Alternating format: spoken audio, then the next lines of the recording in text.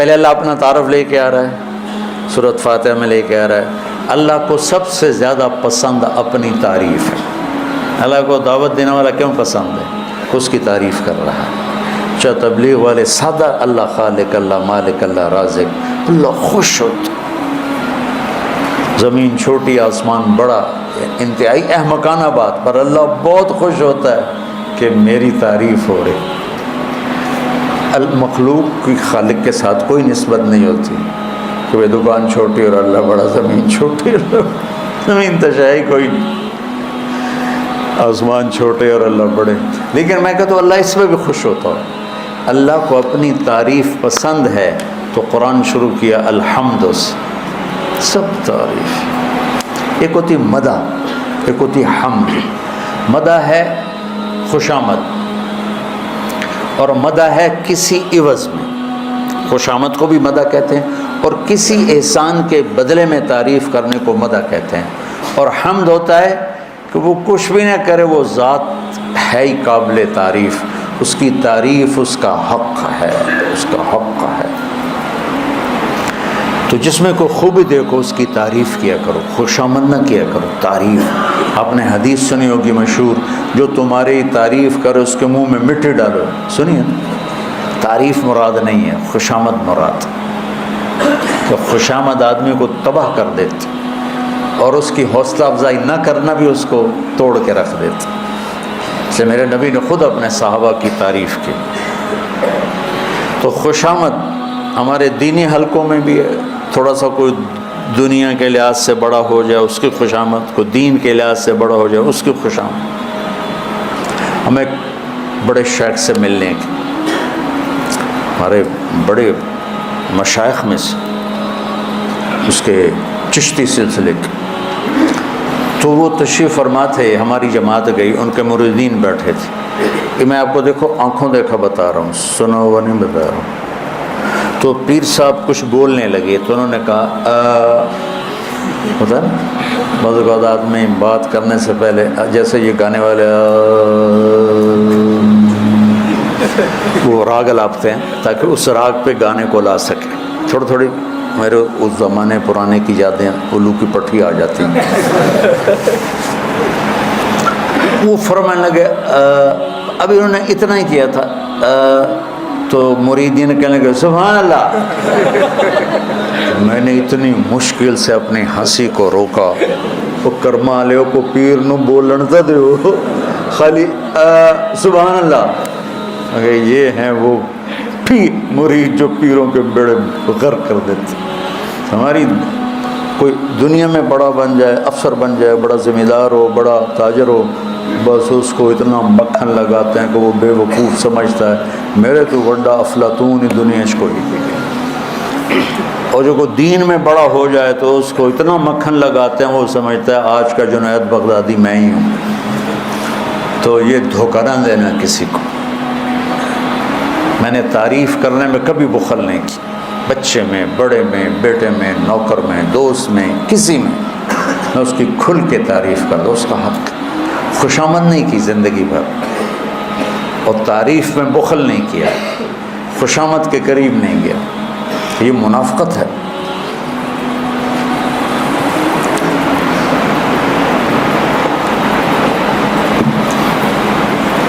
ہمارے دوست سے کہنے گیا، ایک وزیر سے میں ملنے گیا، کہنے لگا اس کو میں نے گلا کیا تیرے کام دیکھ کیسے ہو رہے ہیں، سارا کام گڑبڑ ہو رہا ہے۔ کہ میں تمہیں اپنے مشیر بتاؤں کیسے ہیں میرے مشیر، تم دیکھنا۔ کہ جب ایسے میرے مشیر ہوں گے تو میں خواب کام کروں گا۔ کہ کیا دیکھنا؟ کہ اس نے بیل بجائی، کہ فلاں کو بلاؤ، اس کا جو ساتھ تھا پی اے وغیرہ جو بھی تھا، تو اسے کہتا ہے سنیں، یہ سندھ کی بات، صحیح سنا ہے خشک سالی ہے، بارشیں کوئی نہیں ہوئیں۔ ہاں صحیح، دیہات اجڑ گئے، پانی کا قطرہ نہیں ہے، لوگ بھی تھر کے لوگ بھی مر رہے ہیں۔ جی آپ نے صحیح سچ کہا ہے، تشریف لے جائیں۔ بیل بجائے، دوسرے کو بلاؤ، وہ آ گئے۔ صحیح سنا ہے بڑی بارشیں ہوئی ہیں، بڑی ہاں صحیح طوفان آئے پڑے۔ جانور چ بہ گئے، گھر بہ گئے، سائیں دیہات تباہ ہو گئے سائیں۔ انہوں نے کہا یہ میرے مشیر ہے، میں کیا حکومت چلا۔ تو دیکھو خوشامد حرام ہے اور تعریف نہ کرنا بخل ہے۔ اپنے شاگرد کی کرو، اپنی بیوی کی کرو، اپنے بچوں کی کرو، اپنے بھائیوں کی، اپنی بہنوں کی، اپنی ماں کی، اپنے باپ کی، اپنے استاد کی، تو اس میں حوصلہ پیدا ہوگا اور آپ کا ظرف بڑا ہوگا۔ چونکہ جب آدمی خوشامد سنتا ہے نا، پھر وہ اپنے سامنے کسی کی تعریف بھی نہیں سنتا، کہتا بس تجھے میرے واسطے ہی بولی رکھو۔ تو اللہ تعالیٰ نے پیچھے اپنا تعارف کرانے کے بعد نا، ایاک نعبد و ایاک نستعین، یا اللہ تیری ہی بندگی، تجھ سے ہی مانگنا۔ پھر اس کو اللہ یہاں لائے کہ اے، یہاں اللہ نے یا ایھا الذین آمنوا یا ایھا الناس، اے پوری دنیا کے انسانوں، ایک رب کے سامنے جھک جاؤ۔ عبادت کہتے ہیں ذلیل ہونا، عاجز ہونا، جھک جانا، بچھ جانا، لٹا دے اپنی ہستی کو۔ اگر کچھ مرتبہ چاہے کہ دانہ خاک میں مل کر گلو گلزار ہوتا ہے۔ تم ایسے گردن اونچی رکھو، علماء ہیں تو ان کسی جتی سے نہیں لکھنا، اور تم لوگوں کے سامنے بچھ جاؤ تو تمہیں آنکھوں کا سرما بنا دے۔ تو بندگی کے قابل صرف ایک۔ اگر کوئی ایسا ہے جو اس رب کی طرح آسمان بنا دے، کیا خوبصورت اللہ نے بات کی، اور اللہ کی طرح زمین کا فرش بنا دے، اور اللہ کی طرح آسمان سے پانی بنا دے، اور اللہ کی برسا دے، اور اللہ کی طرح زمین سے رزق نکال دے، تو اس کی پوجا بھی شروع کر دو، اس سے بھی مانگنا شروع کر دو۔ عبادت کا حصہ ہے اللہ سے مانگنا، عبادت کا حصہ ہے اللہ کے آگے ہاتھ اٹھانا، عبادت کا حصہ ہے اللہ کے سامنے جھولی پھیلانا۔ تو ہمارے ہاں اس میں بہت افراط و تفریط ہے، لوگوں نے انسانوں کو خدا کے درجے تک پہنچایا ہوا ہے۔ آگے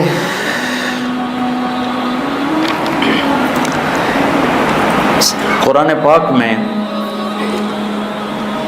ایک کم 90 دفعہ ہے یا ایھا الذین آمنوا، ایک کم 90 دفعہ یا ایھا الذین آمنوا، ایک کم 90 دفعہ، یعنی 99 89 تسعہ ثمانین۔ پہلا یا ایھا الذین، اے ایمان والو، قرآن کا طرز ہے یا ایھا الناس، ابھی پہلے میں نے سنا، اے لوگو، یا بنی آدم، اے آدم کے اولاد سب، یا ایھا الذین کفروا، اے کافر، یا اہل الکتاب، اے عیسائی یہودی، یا ایھا الذین ہادوا، اے یہودیو، اور ایک طرز ہے یا ایھا الذین، بولو، ہم امت محمد صلی اللہ علیہ وسلم اتنے خوش قسمت ہیں کہ اللہ نے ہمیں ایمان کی صفت سے پکار کے ہمارے ایمان کی گواہی خود دی۔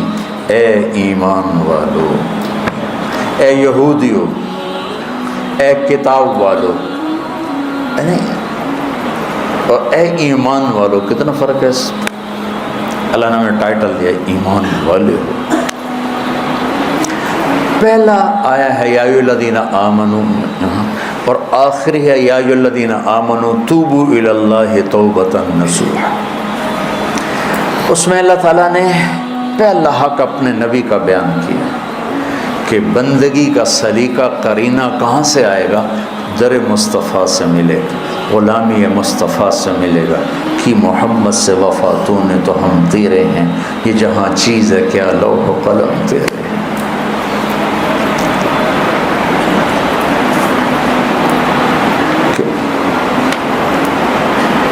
تو اس میں پہلا ادب اللہ نے سکھایا یا ایھا الذین آمنوا لا تقولوا راعنا، اے ایمان والو میرے محبوب سے ادب کے ساتھ بات کیا کرو، بے ادبی کے ساتھ بات نہ کیا کرو۔ یہ ترجمہ لفظ کا نہیں ہے، جو مراد ہے وہ بتا رہا ہوں۔ یہودی آتے تھے، ایک راعنا ہمارا خیال کر، ایک راعینا ہمارے چرواہے، تو کم وقت آتے تھے اور کہتے تھے راعینا ہمارے چرواہے.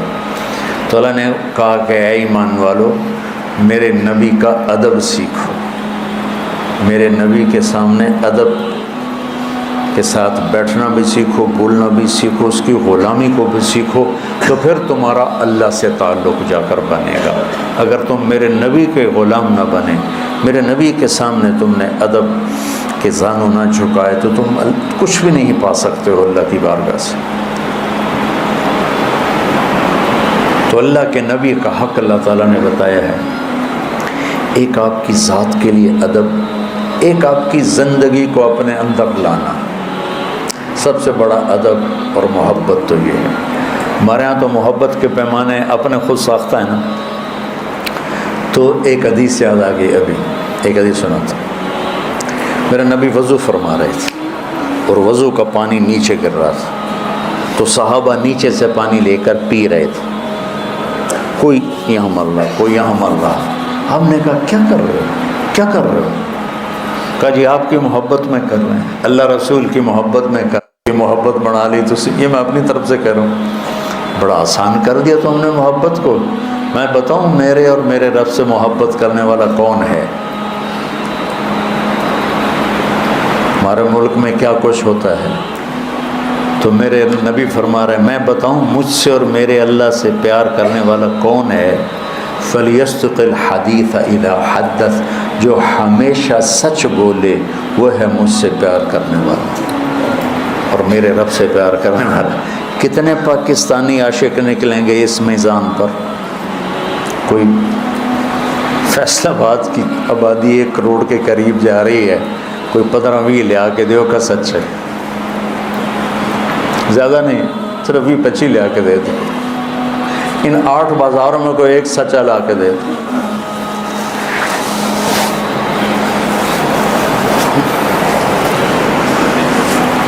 فَلْيَصْدِقِ الْحَدِيثَ إِذَا حَدَّثَ، جو مجھ سے میرے رب سے پیار کرتا ہے وہ سچ بولتا ہے. فَلْيُؤَدِّ الْأَمَانَةَ إِذَا تُؤْمِنَ، جو مجھ سے میرے رب سے پیار کرتا ہے وہ کسی کو دھوکہ نہیں دیتا. جاؤ بازار میں دیکھو ہر تاجر دھوکے باز بیٹھا ہوا. دیکھو سارے ایک جیسے نہیں، لیکن بہت کم ہیں جو سچے ہیں اور دیانتدار ہیں. Fraud fraud fraud fraud. اسی حرام پیسے سے کچھ خیرات کر دیا، کوئی دیکھ چڑھا دی، لو جی بس کام بن گیا. اور میرے نبی کہہ رہے ہیں مجھ سے میرے رب سے پیار کی نشانی دوسری یہ ہے کہ وہ کسی کو دھوکہ نہیں دیتا. اور تیسری نشانی کیا ہے؟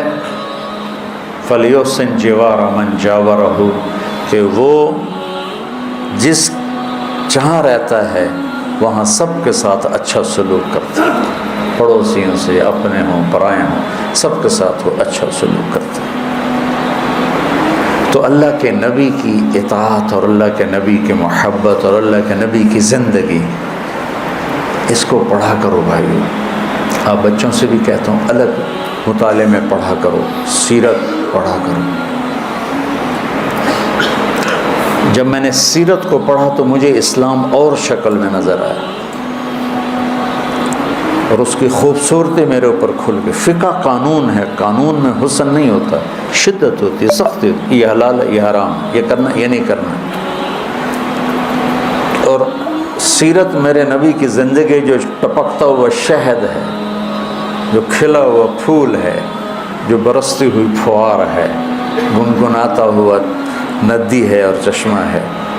گم ہو جاؤ گے نبی کی زندگی میں اگر پڑھنا شروع کرو گے. آخری بات اس میں ہے وَعَلَّمَ آدَمَ الْأَسْمَاءَ كُلَّهَا، علم کی اہمیت. ایسے میں ٹکڑے ٹکڑے چند آیات بتا رہا ہوں، میں سارا کہاں اس کا احاطہ کر سکتا ہوں. ساری رات بھی ہم بیٹھے رہیں تو مشکل سے ایک پارہ پورا ہوگا. تو جو اس میں مجھے تھوڑا سمجھ میں آتا ہے کہ آج کے لحاظ سے اس کی ضرورت ہے، تو جو سارا ہی ضروری ہے، سارے قرآن کی ضرورت، جو زیادہ اس میں اہم ہے وہ بتا دیتا ہوں. علم. علم انسان کو عزت دیتا ہے، زینت بخشتا. وہ علم دنیا کو ہو یا دین کو. ہمارے جو دینی حلقے ہیں نا، دینی مدارس، اس میں علم کہتے ہیں قرآن و حدیث ہے اور باقی سب فن ہے. وہ علم نہیں ہے، فنون ہے.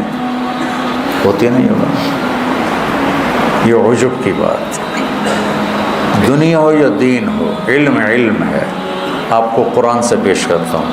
وَعَلَّمْنَاهُ صَنْعَةَ لَبُوسٍ لَكُمْ. فَنَّنَّاهُ، ہم نے اسے فن دیا زرہ بنانے کا. یہ علمنا ہے. داؤد علیہ السلام زرہ بناتے تھے. لوہا ان کے ہاتھ میں موم بن جاتا تھا، تو اس سے جیسے عورتیں سویٹر بناتی تھی پہلے زمانے میں، تو ایسے ایسے کر کے ہاتھوں سے زرہ بنا لیتے تھے، جو پھر پہنی جاتی تھی تلوار سے بچنے کے لیے. تو اس کے لیے لفظ علمناہ صنعۃ لبوس لکم لتحصنکم من بأسکم. یہاں علم کا لفظ ہے. علم الانسان ما لم یعلم، یہاں علم کا لفظ آیا ہے. تو اس عجب سے نکلو کہ ہم علم پڑھ رہے ہیں، لوگ فن پڑھ رہے ہیں. دنیا کی ہر چیز کا جاننا علم ہے، اور آخرت کی، دین کی، شریعت کی ہر چیز کا جاننا علم ہے. جیسے معدنیات بے شمار ہیں، سب معدنیات ہیں، لیکن سونے کی قیمت سب سے اعلیٰ ہے، ہیرے کی قیمت سب سے اعلیٰ ہے. سارے علوم ہیں، اور علم میں سب سے بڑا علم قرآن کا ہے اور حدیث پاک کا ہے. آپ بچوں سے کہتا ہوں، ہمارے ملک میں فقہ کا غلبہ ہے. فقہ،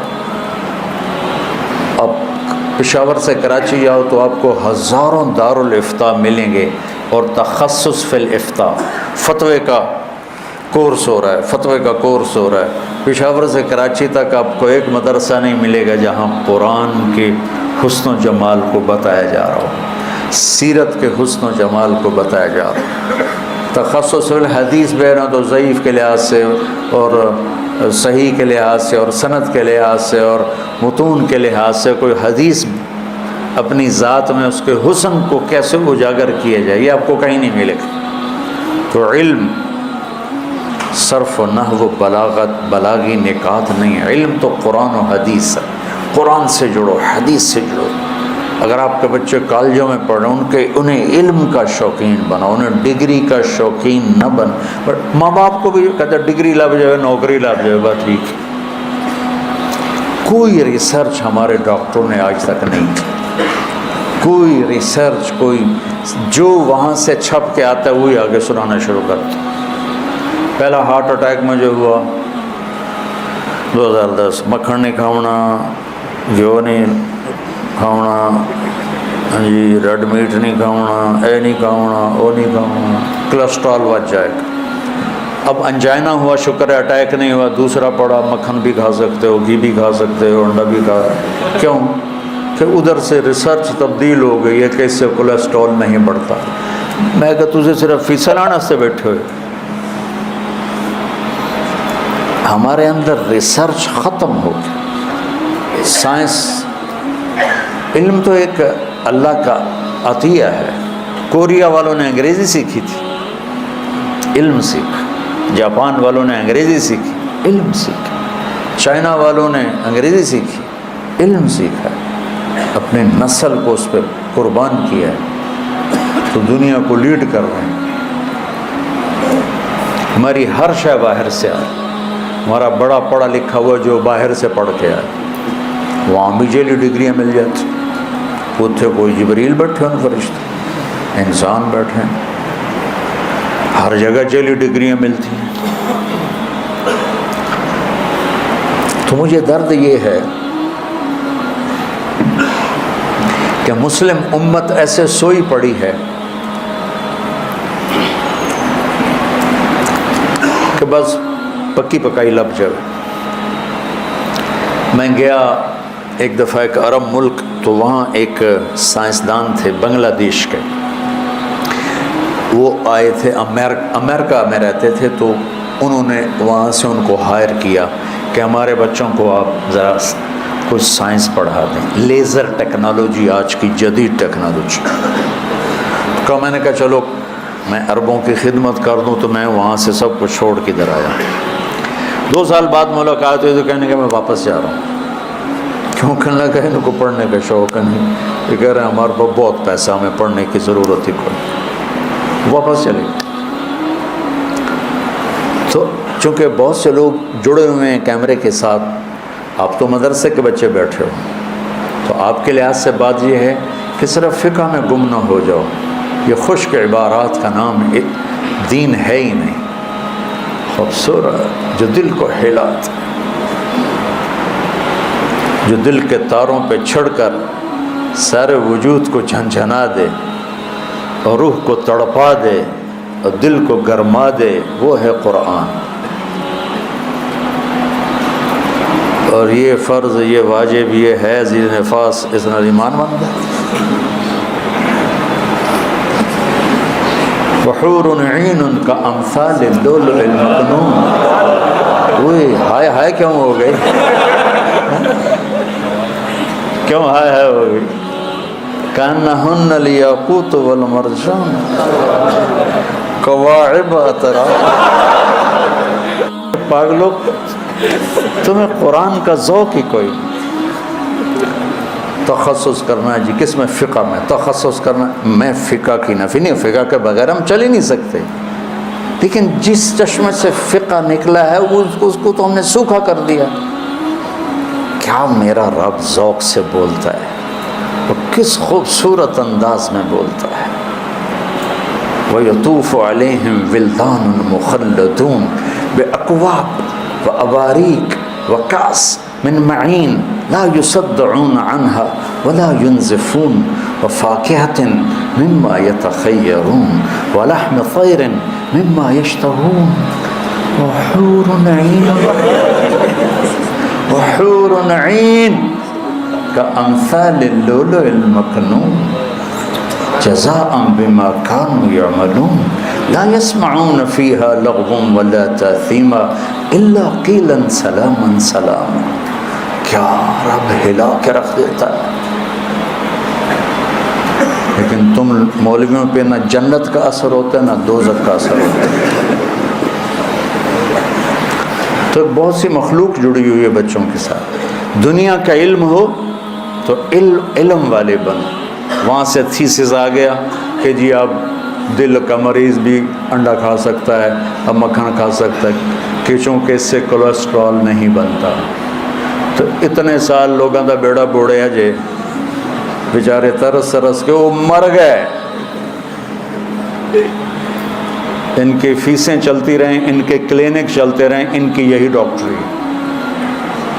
میں صرف ڈاکٹر کی بات نہیں کر رہا ہوں، زندگی کے ہر شعبے میں ہم علم حاصل نہیں کر رہے. اور انسان کو عظمت علم سے ملی ہے. وعلم آدم الاسماء كلها ثم عرضهم على الملائكة فقال انبئوني باسماء هؤلاء ان كنتم تعلمون قالوا سبحانك لا علم لنا الا ما علمتنا انك انت العليم الحكيم قال يا آدم انبئهم باسمائهم فلما انباهم باسمائهم قال الم اقل لكم اني اعلم ما لا تعلمون. اللہ نے فرشتوں کو کیوں جھکایا آدم کے سامنے؟ نمازیں تھیں ان کے پاس اس وقت، روزے تھے، حج، علم. اور علم دین دنیا کو دونوں، الاسماء كلها، فزکس، کیمسٹری، بیالوجی، باٹنی بھی، شریعت بھی، فقہ بھی، مالکی، حنبلی، حنفی، سارے سب کچھ میرے رب نے آدم پہ فیضان کیا. تو پوچھ 7 آسمان کے فرشتوں کو سجدے میں ڈال دیا. علم ایسی طاقت. علم و باج کرے فقیری کافر مرے دیوانہ ہو، سہ سہ وریاں کرے عبادت روے اللہ کو لو بیگانہ ہو. آج جو جتنا جاہل ہے اتنا ہی بڑا بزرگ ہے. میں سینٹرل ماڈل اسکول پڑھتا تھا تو داتا دربار رحمۃ اللہ علیہ بالکل قریب تھے، گنج بخش رحمۃ اللہ علیہ. تو ہم وہاں جمعہ پڑھنے چلے جاتے تھے. کبھی کبھی شوق آ جاتا چلیے جمعہ پڑھیے. تو کوئی پابندی جمعے کی بھی نہیں تھی. ہاں جب وہ امتحان قریب ہوتے تھے پھر نمازاں بھی تھے، جمعے میں تھے، دعاؤں میں، کیونکہ مجھے تو پڑھنے کا شوق نہیں ہوتا تھا. تو مجھے دیکھو میں جو ہے نا، اچھا میرا حافظہ اچھا تھا، شکر ہے اللہ کا. میں کتاب لے کے بیٹھتا، یا اللہ کل پیپر ہے، کیمسٹری دی کتاب ہے، مجھے تو کچھ آتا نہیں، تو مہربانی کر میں جہاں سے کھولوں نا کل پیپر وہیں سے آ جائے. بسم اللہ الرحمن. اور پھر میں 10-15 صفحے ادھر پڑھ لیتا 10-15 صفحے ادھر پڑھ لیتا، یہ کام 15-20 دفعہ کرتا، میں اچھے نمبروں سے پاس۔ 8ویں جماعت میں نا سینٹرم ماڈل جیسے اسکول میں سیکنڈ آیا۔ تو اب میرے ٹیچر خوش ہونے کی بجائے میرا کان پکڑ کے ناراض ہو رہا ہے، تو پڑھتا تو ہے نہیں، تو سیکنڈ کے میں آ گیا۔